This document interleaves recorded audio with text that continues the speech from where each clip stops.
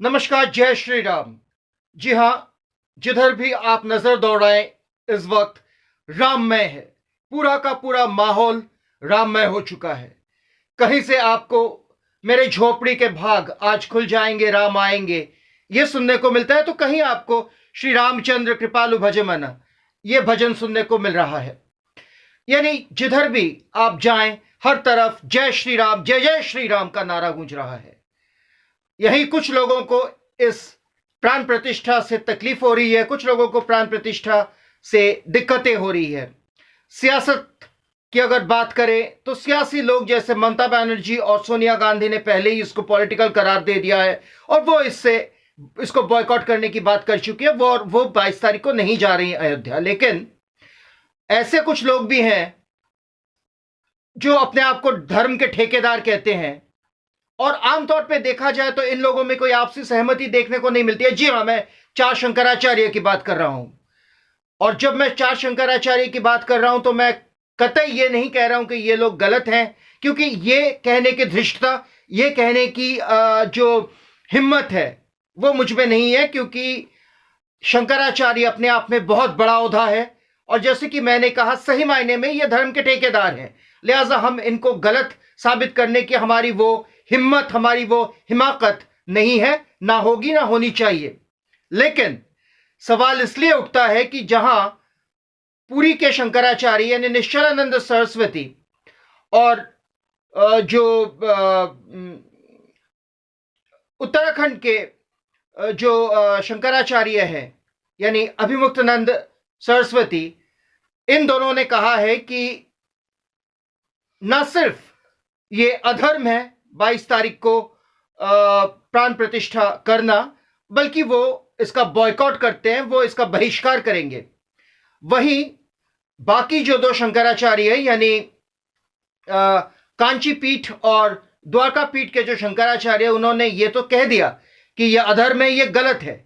लेकिन उन्होंने ये भी अब उन्होंने कहना शुरू किया है कि हमने ये कभी नहीं कहा कि हम जाएंगे या नहीं जाएंगे। अभी असमंजस की स्थिति बनी हुई है, जहां ये दो शंकराचार्य कह रहे हैं कि ये नहीं जाएंगे और निश्चलानंद सरस्वती जी की अगर बात करें तो उन्होंने एक आर्ग्यूमेंट दी है, उन्होंने एक तर्क दिया है। अब मैं वही पहली वाली बात कहूंगा कि इस तर्क को खंडन करना, इस तर्क को ना मानना, ये हिमाकत हम नहीं कर सकते, क्योंकि हम धर्म के ठेकेदार नहीं है, हम धर्म के बारे में इतना कुछ नहीं जानते। उन्होंने कहा है कि निर्माणाधीन यानी अंडर कंस्ट्रक्शन किसी भी मंदिर में अगर प्राण प्रतिष्ठा की जाती है तो वो प्राण प्रतिष्ठा अधर्म इसलिए है क्योंकि वहां पे जो भूत प्रेत डाकिन जोगिन यानी नेगेटिव एनर्जी का वास होता है, जो न सिर्फ वहां के लोगों का खराब करती है बल्कि पूरे देश का यानी भारतवर्ष का भी इससे खराब होगा। लिहाजा वो इसको सपोर्ट नहीं करते हैं और वो इसको, जिसको अंग्रेजी में कहते हैं वर्न करना,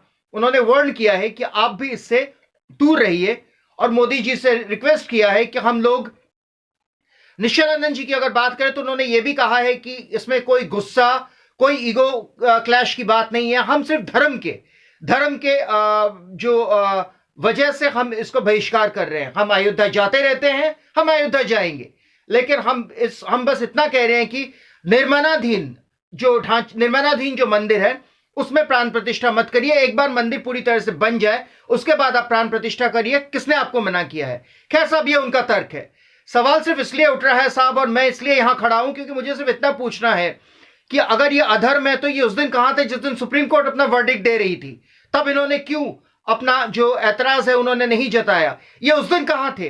क्योंकि अगस्त या सितंबर महीने में एक तरह से तय हो गया था कि जनवरी में, डेट नहीं तय हुआ था मैं मानता हूं, लेकिन एक तरह से तय हो गया था कि जो प्राण प्रतिष्ठा है वो कहीं ना कहीं जनवरी के बीचों बीच जाकर होगी। उस दिन इन्होंने क्यों ऐतराज नहीं किया अगर ये अधर्म की बात है? और आखिर में बस इतना ही कहना चाहूंगा कि चारों शंकराचार्यों से कि साहब हम मान लेते हैं कि ये अधर्म है, ये गलत है।